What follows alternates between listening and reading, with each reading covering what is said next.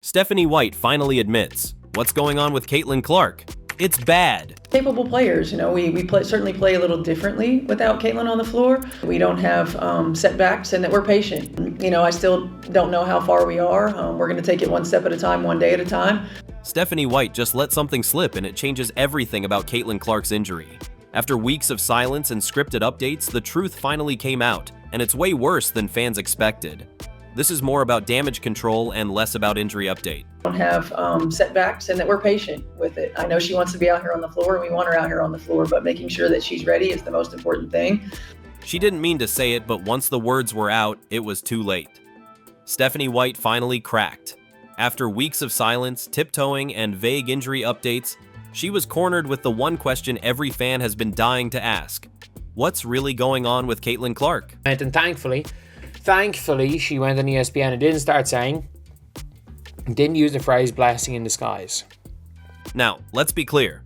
Caitlin's absence hasn't just been a missing piece on the court, it's been the center of a storm.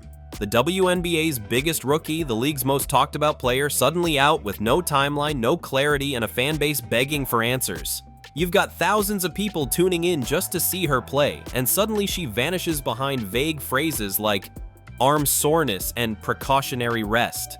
We have updates, and our recovery's going well. It's just, I think, for us staying the course and making sure that we're really diligent about each step that we take.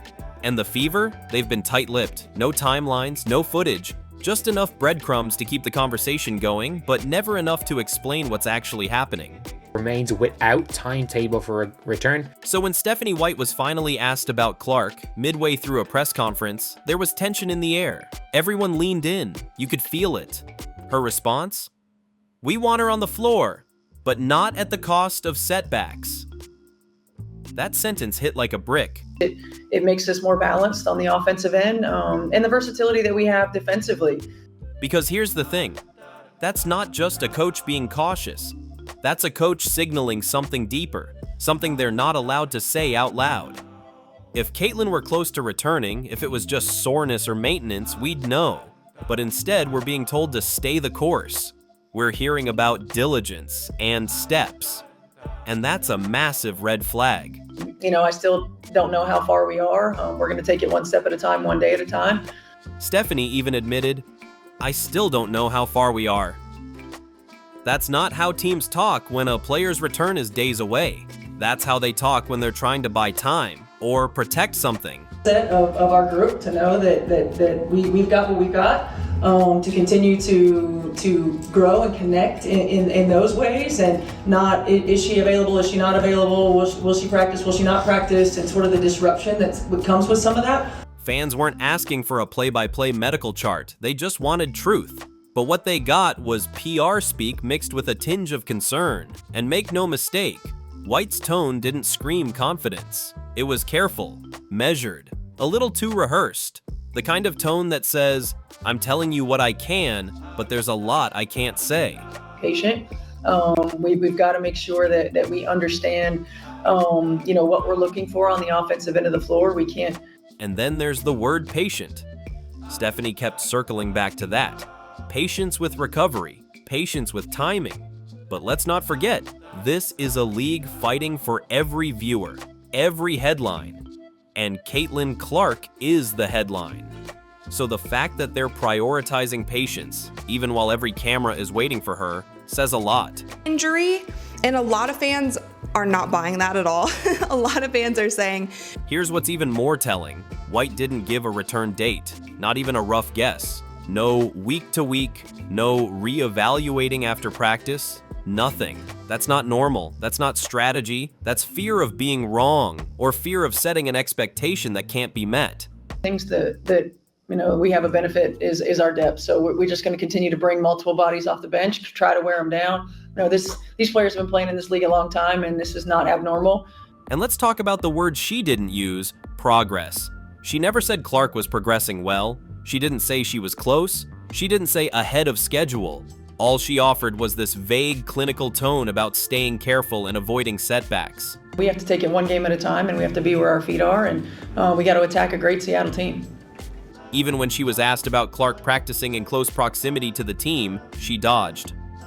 The recovery is going well, she said, but then immediately pivoted to patience, diligence, and caution.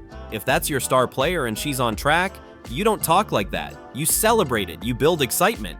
None of that happened. And yet, this goes deeper than just Caitlin's arm. You can't discount how important that is when you're playing for the person beside you.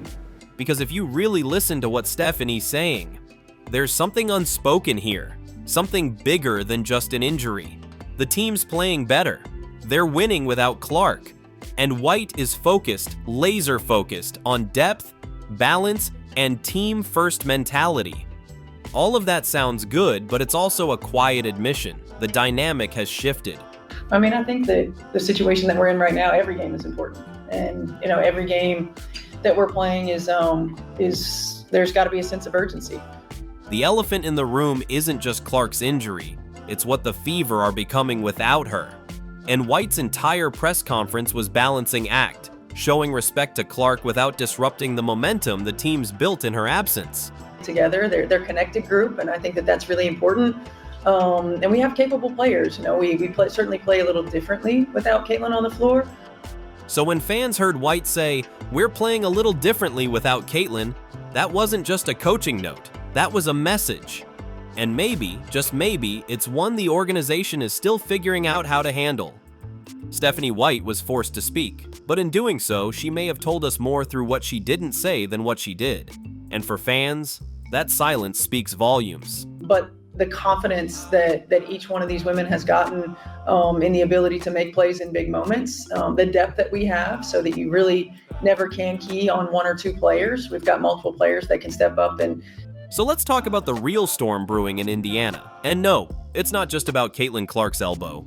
We need to talk about what's really happening behind those Fever locker room doors. Because while everyone's been staring at the sidelines waiting for CC to come back, the team? Oh, they've been moving, and maybe, just maybe, they've started to like how it feels without her. Team is good. It is a good team. They should be winning. Let's start with what Coach Stephanie White actually said. The team is playing a little differently without Caitlin. And yeah, we heard that loud and clear. But what she didn't say was the part everyone's whispering about. Are they playing better? I don't know that I feel like we've been consistent, but, being able to consistently string wins together, I think defensively, when we're disruptive. Because the Fever are now riding a 4-game win streak, something that felt nearly impossible just a few weeks ago. The ball is moving, the defense is tighter, the vibes? Surprisingly cohesive. And smack dab in the middle of that shift is Ari McDonald. This woman came flying in like a cheat code. We're just going to be that much more dangerous on offense. Stephanie even said it herself. We don't have anybody with her kind of speed. That's not a compliment. That's a declaration. Ari isn't just a backup. She's been exploding into games, pushing pace, getting downhill, creating shots, and guess what? She's not doing it with a flashy highlight reel. She's doing it with grit, hustle, and textbook basketball IQ. There's no timetable because I think they're on an away trip. What she's not been doing is basketball activity. She's been playing full speed. And for those of you keeping score, this isn't just about Ari being good. This is about the Fever possibly stumbling into a better system now that they're forced to go deep into the bench. Players are stepping up, the offense looks less predictable, and defensively, they've become way harder to scout. It's like removing Clark shifted the gravity of the entire lineup, and the team adapted. Fast. If you've made it this far, don't forget to hit that subscribe button so you never miss the latest updates on Caitlin Clark.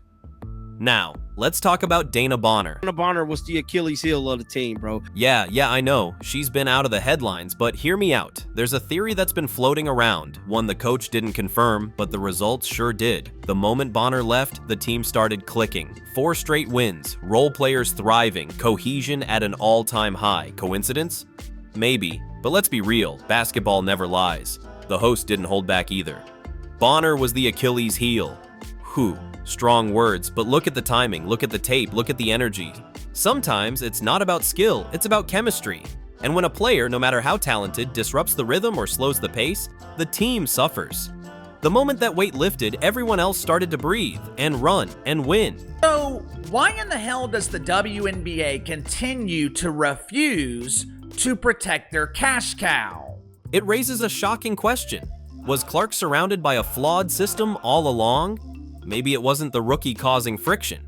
Maybe it was the environment around her that needed to be cracked wide open. And guess what? That crack might have saved their season. They're watching her play because of the basketball, and she continues to prove her worth on the court every single time she steps on the court. And with that, she had a huge impact on elevating. Now let's be honest, that's not just a mistake. That's drama. That's unspoken hierarchy. So is this about seniority, politics, locker room pecking order? Because one player was doing everything wrong and got a pass, while the other was doing everything right and got ignored. Yeah, that's a problem. With Caitlin, they should want to win that game. I think they beat the Storm in Indiana. Which brings us back to the woman of the hour, Caitlin Clark. Because here's where it gets weird. All of this is happening while she's still technically recovering.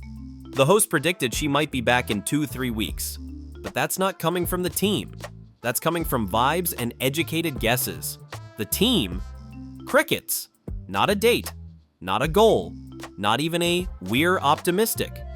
Instead, we keep hearing things like step by step and no setbacks. Translation? She's not close, or worse, they're not sure how to reintroduce her into a team that's finally found its groove. For Caitlin's long-term health, getting her back to 100% before we put her back on the floor. And now here's the million-dollar question. Is Caitlin Clark going to return at 100%? Or are they going to rush her back at 70% because the league needs her face on the floor? Because let's not pretend that ratings and ticket sales aren't hanging in the balance here. This isn't just a recovery, it's a calculated PR strategy. That 13,000 pairs of Caitlin Clark's new Nike basketball sneakers. The truth is, Caitlin's return isn't just about basketball anymore. It's about control, timing, team politics, and how the Fever plan to balance the brightest star in the league with a team that, frankly, may have found a way to shine without her. Again, we don't know how bad it is. What the hell is going on with WNBA that they cannot handle all this attention that they're getting?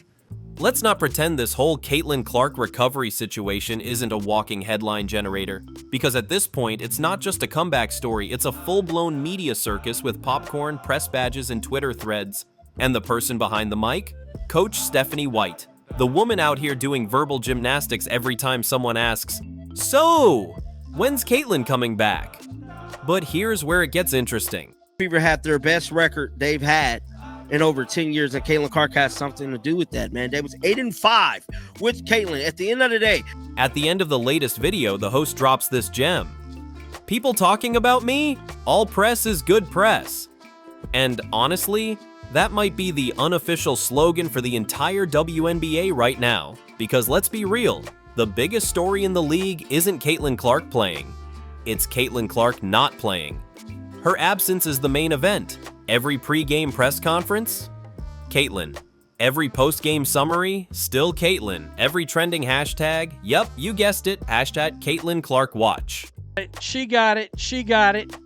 And you've got to ask, has the league been milking this mystery? I mean, what better way to keep eyeballs glued than a slow drip saga of will she, won't she? Updates that say nothing. Practices behind closed doors. A recovery that somehow feels more like a scripted delay than a sprain rehab. It's got drama, it's got stakes, and it's working. Updates, and our recovery's going well. You know, it's just, I think for us staying the course and making sure that we're really diligent about each step that we. So is Stephanie White just being cautious? Or is she protecting the brand? Because let's not forget, Caitlin Clark isn't just a rookie guard. She's the WNBA's golden goose, ticket seller, and headline magnet all rolled into one. Managing her return isn't about minutes restrictions, it's about media timing. But here's the twist no one saw coming. The Indiana Fever started winning without her. Which forces a very uncomfortable question. What if star power doesn't always mean team power? We pull for one another, they're selfless, and they're capable. And, you know, when you have that, it just they've been resilient all year long, and they rally together, they're connected group. That's where things get awkward. Because if your team looks more balanced, more connected, and let's say it, more successful without your biggest star, what happens when she returns?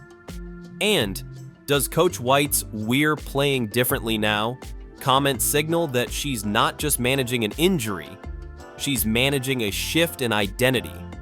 This is bigger than one player. It's about the league learning to live between two worlds, hype and harmony. The Fever are no longer just Clark's team, they're evolving, and that evolution, it doesn't care about jersey sales, it cares about wins. Creates so much space on the floor because wherever she's at, that defender has to be on her. So it honestly just opens up the floor for the rest of her play. So now, the biggest question isn't when Clark will return, it's how. Will she step back into a system that's already changed? Will the Fever adjust again? Or will they just keep riding the momentum and let the Caitlyn story keep selling itself until the timing is perfect? You heard it here first. Stephanie's subtle signals, Ari McDonald's rise, and the locker room shift all point to something much bigger. This isn't just about recovery, it's about recalibration. So, let's hear it. Should Caitlyn return this season, or should the Fever ride the hot hand and save her for next year? And trust me, you'll want to stick around, so make sure to subscribe to the channel to get more updates.